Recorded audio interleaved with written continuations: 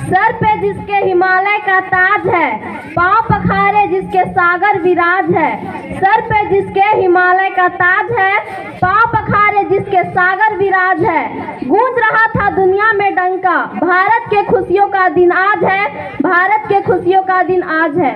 परम आदरणीय राष्ट्रध्वज तिरंगा, मुख्य अतिथि, प्रधानाध्यापक, गुरुजन, अभिभावकगण एवं मेरे प्रिय सहपाठीगण, मैं रेशमा कुमारी आज आप लोगों के बीच 75वें स्वतंत्रता दिवस के शुभ अवसर पर कुछ विचार प्रकट करने जा रही हूँ। गलती होगी तो क्षमा कीजिएगा। आज़ादी, आज़ादी का असली मतलब वही समझ सकता है जिसने कभी गुलामी की हो या गुलामी में रहा हो। हम सौभाग्यशाली हैं जो इस स्वतंत्र भारत में जन्म लिए। यूँ तो आज़ादी की लौ 1857 में ही जल चुकी थी, जो मशाल बनकर 1947 को हमारे देश को आज़ाद कराई।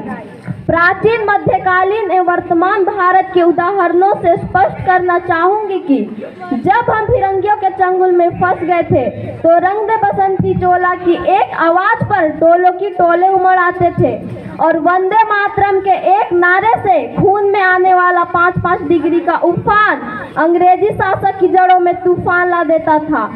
लोग मर जाते थे, मिट जाते थे, फांसी पर चढ़ जाते थे, किंतु वो भी अपनी देशभक्ति साबित कर रहे होते थे, क्योंकि ये उस दौर की देशभक्ति की कसौटी थी। उसके बाद 62, 65 और 71 के युद्धों में अपना सुहाग गवा देने वाली औरत जब घर की हालात ये हो जाया करते थे कि प्यार भी भरपूर गया, मांग का सिंदूर गया, नन्हे नैनोहालों की लंगोटियां चली गई, छोटी छोटी बेटियों की चोटियां चली गई, बाप की कमाई गई, भाई की पढ़ाई गई।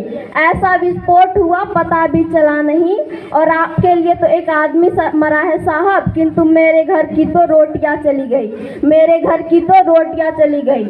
वाले हालात पैदा हो जाने के बावजूद भी एक माँ अपने बेटे को पत्र लिखकर भेजा करती कि अम्मा ने पत्र लिखा है बड़े चाव से कि पुत्र मेरे कभी ना घबराना, 1 इंच भी पीछे ना हटना, चाहे इंच इंच कट जाना, चाहे इंच इंच कट जाना। इस प्रकार पूरा परिवार अपनी देशभक्ति साबित कर रहा होता था। तब देश बलिदान मांगता था, तब देश लड़ जाने को कहता था, तब देश मर जाने को, मिट जाने को, फांसी पे चढ़ जाने को कहता था। किंतु आज देश लड़ जाने को नहीं कहता, आज देश मर जाने को, मिट जाने को, फांसी पर चढ़ जाने को नहीं कहता, बल्कि मेरे विचारों में यदि कोई व्यक्ति अपना काम पूरी मेहनत, लगन और ईमानदारी से करे ना, वही सच्चा देशभक्त है। मैं नहीं मानती कि व्हाट्सएप और फेसबुक की डीपी को 3 रंगों में रंगना देशभक्ति है।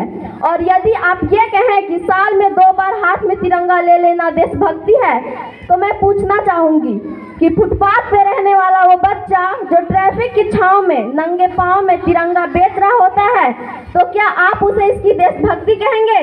नहीं, ये उसकी देशभक्ति नहीं, उसके पेट की शक्ति है जो उसे ऐसा करने पर मजबूर कर रही है। क्योंकि भूखा पेट ना मस्जिद को जाने ना शिवालों को, ना मस्जिद को जाने ना शिवालों को।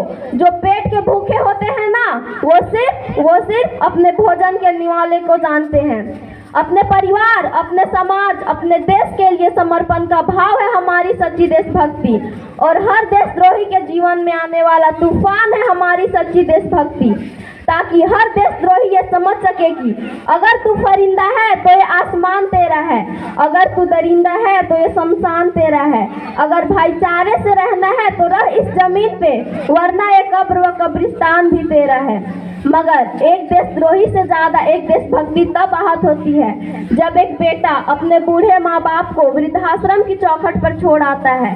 करा उठती है वो देशभक्ति जब मुसीबत में फंसे लोगों की जान बचाने से ज्यादा हम सेल्फी लेकर लाइफ बढ़ाने में लगे रहते हैं। आज के दौर के वो युवा जिनकी जिम्मेदारी थी अपने परिवार, अपने समाज, अपने देश के आशाओं को बांधे रखने की। और मैं बता दूं, महिला सुरक्षा के नाम पर हम आज भी 4थे नंबर पे हैं।